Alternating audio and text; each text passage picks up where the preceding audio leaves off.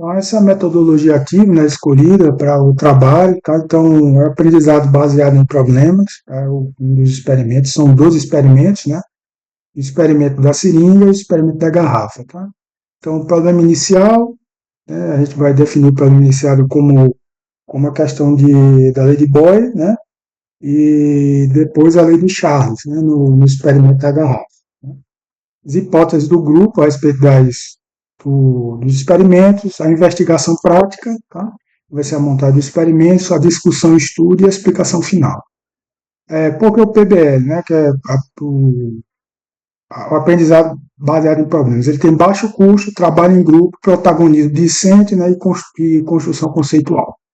Então, o objetivo de aprendizagem: compreender pressão, volume e temperatura, né, que são fenômenos microscópicos, né?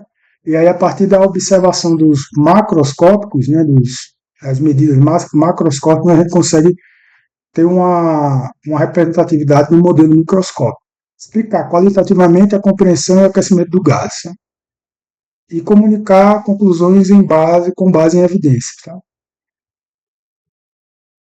Então, materiais utilizados. Uma seringa de 20 ou 30 ml, a gente utilizou uma de 20 ml. Massa de modelar ou vedação, garrafa PET, balão, tá? Recipientes com água fria e morna, tá? Fita adesiva, folha de registro e simulação digital opcional. Tá? Aqui, no caso, a gente está utilizando PHET. Né? Característica: baixo custo, fácil obtenção, uso em grupo de 4, 5 alunos. Tá? Comparação com a seringa. Você vê da ponta, né, da seringa, essa extremidade inferior aqui, comprime o êmbolo, né, e com a compressão do êmbolo você faz uma compressão nesse gás e aí ele aumenta a resistência, né, aumenta a resistência à sua compressão. E aí quando você solta, ela retorna à posição,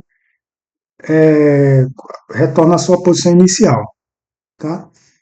Então, o que é que acontece?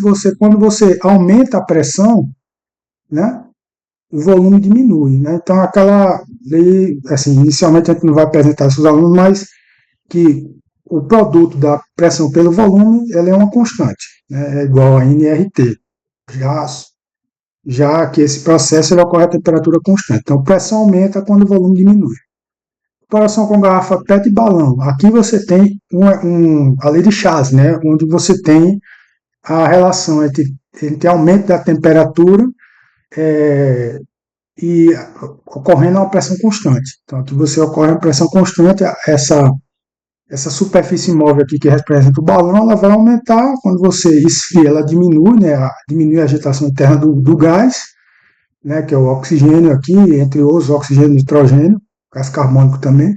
Com isso, a bexiga, né? O balãozinho vai murchar. Você coloca em água quente, ela aumenta a energia cinética das moléculas, que aumenta a temperatura, e sob uma pressão constante você vai aumentar o volume da bexiga, né? Então, simulação e explicação microscópicos. O PHET tem um simulador bem didático, né? Onde você pode, com uma bomba, você pode encher uma câmera e você pode diminuir o volume, e aí você constata que diminuindo o volume você aumenta a pressão, sem aumentar necessariamente a temperatura. Tá?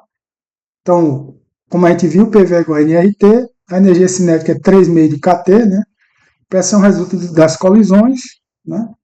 Aquecimento aumenta a agitação das partículas, a simulação ajuda a visualizar o nível microscópico. Tá?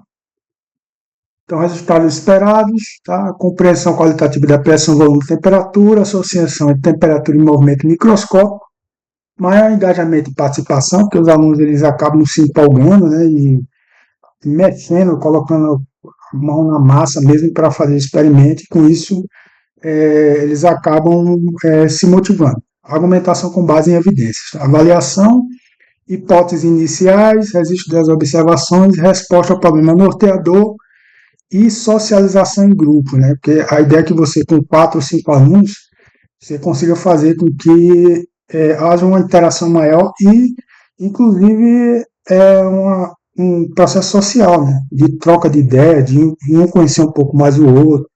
Então, isso é interessante, um ao outro, né? E aqui está a bibliografia, tá? Utilizada.